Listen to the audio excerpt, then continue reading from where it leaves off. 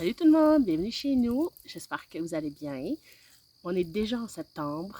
Le jardin commence à avoir des airs d'automne un peu, mais les plants de tomates sont encore très productifs.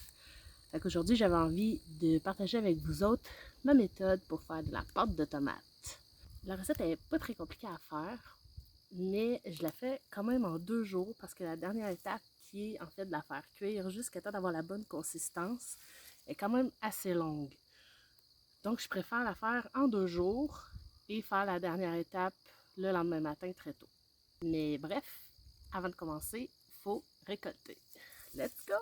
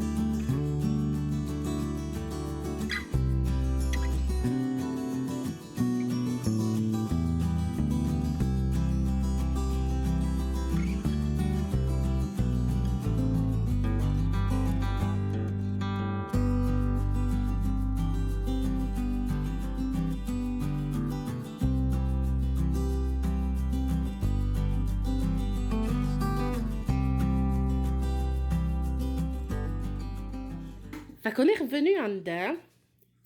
On a à peu près 20 livres de ramasser. Fait que là, on les a déjà lavés, puis on les a pesés aussi, parce que le poids est important pour la quantité de sel à ajouter plus tard. Pour chaque 5 livres de tomates, on va ajouter une cuillère à thé de sel. Mais ça, on verra ça plus tard. Mais comme je disais, là, pour l'instant, on en a 20 livres. Fait que là, on va couper le bout ici. Puis les couper en deux pour pouvoir enlever toutes les petites graines qu'il y a dedans.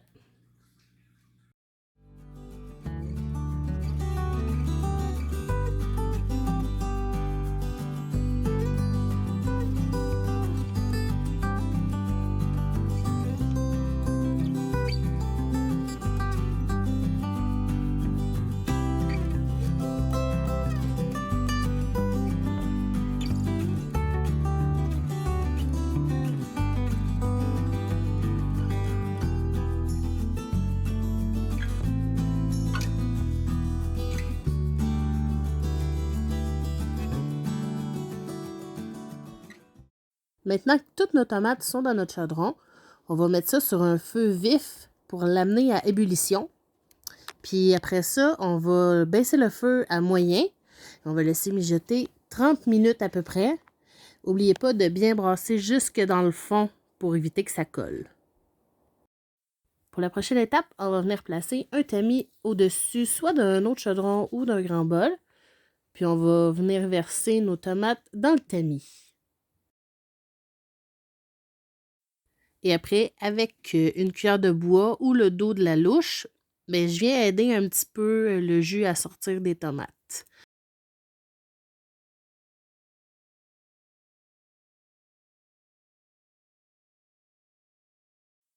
Quand il n'y a plus de jus qui sort, là, j'ai pas mal tout pressé le jus. Et je fais juste enlever le restant de tomates. Là, je les mets dans un autre bol en attendant. Puis, n'oubliez pas de venir gratter le dessous du tamis. Là, il y a quand même du bon stock là-dedans qu'on veut garder. Une fois que c'est fait, ça ressemble à ça. Donc, c'est vraiment du jus. C'est à ce moment-là qu'on va venir ajouter le sel. Donc, comme je disais tantôt, c'est une cuillère à thé de gros sel pour chaque 5 livres de tomates. Donc, moi, j'avais 20 livres. Donc, je viens mettre 4 cuillères à thé de gros sel. Après ça, je vais amener à ébullition à feu vif. Puis quand ça va bouillir, je vais baisser mon feu à moyen Je vais laisser mijoter ça un autre bon 30 minutes. Mais le temps peut varier. Je veux, dans le fond, que mon liquide est déjà épaissi, puis que ça ait réduit de pas mal. Finalement, pour la quantité que j'avais, je l'ai laissé un bon 2 heures. On voit que ça l'a quand même pas mal réduit là, sur mon bord de chaudron. Fait qu'on éteint tout, puis ça va aller à demain matin pour la suite. Fait que là, on est le lendemain matin.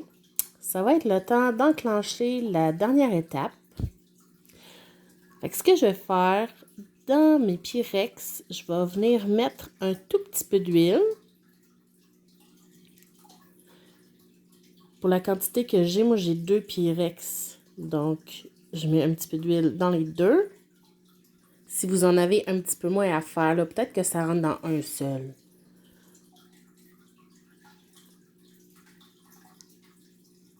Puis avec un pinceau, je vais venir vraiment étendre l'huile un peu partout, là.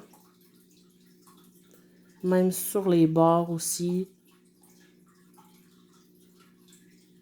Donc, on va y aller à peu près comme ça. Et puis là, ben, on va venir mettre notre sauce tomate d'hier. Donc, l'étape d'aujourd'hui, c'est vraiment de la faire épaissir pour avoir une vraie pâte de tomate. Comme on peut voir, elle est encore très liquide, là. Fait qu'on a beaucoup de cuisson à faire. Je vais faire la même chose avec mon deuxième.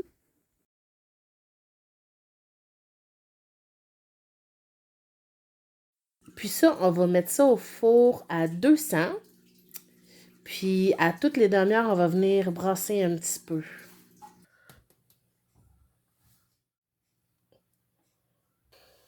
Ça fait déjà une demi-heure. La fois, je vais juste venir... ben là, pour l'instant, il est encore très liquide, là. Mais normalement, je viens un petit peu gratter le bord. Puis j'essaie de le ramener vers le centre. Fait un peu comme ça. Puis je fais ça pour tout le tour.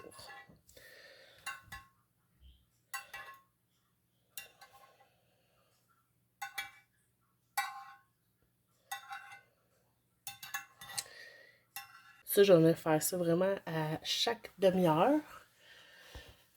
Puis je vais y aller à l'œil pour l'épaisseur, là, quand je vais considérer qu'elle a à peu près la même consistance que de la pâte de tomate, ben je vais tout arrêter. Fait que voilà, on remet ça dans le four pour une autre demi-heure. Et je voulais vous montrer un peu de quoi ça avait l'air en cours de cuisson. Là, ça fait quand même déjà plusieurs heures, presque 9 que ça cuit. C'est encore, c'est pas assez encore, mais ça a commencé à vraiment épaissir. Fait que je vais vous montrer un peu. Fait, dans le fond, c'est ça. Je vais juste gratter les bords, puis je ramène le plus possible vers l'intérieur, comme ça les bords ne brûlent pas. Puis là, ça commence à bien épaissir. Je vais la laisser encore un peu. Mais ça s'en vient.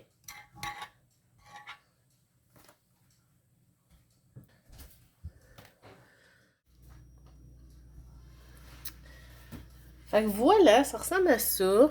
Ça fait à peu près 11 heures, 11h30 de temps que ça cuit là, quand même. Fait que, tu sais, ça l'a vraiment très épaissi.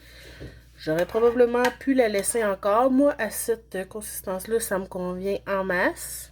Fait que finalement, j'ai eu 5 petits plats comme ça.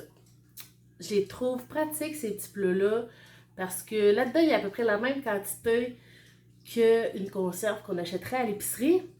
Puis il y a énormément de recettes qui sont basées sur la quantité d'une conserve d'épicerie. Moi, je congèle mes petits plats, puis quand j'en ai besoin, je le sors la veille, puis après ça, c'est prêt à être utilisé. Puis pour vrai, elle est vraiment bonne. Fait que là-dessus, ben, je vous souhaite une belle semaine. Bye!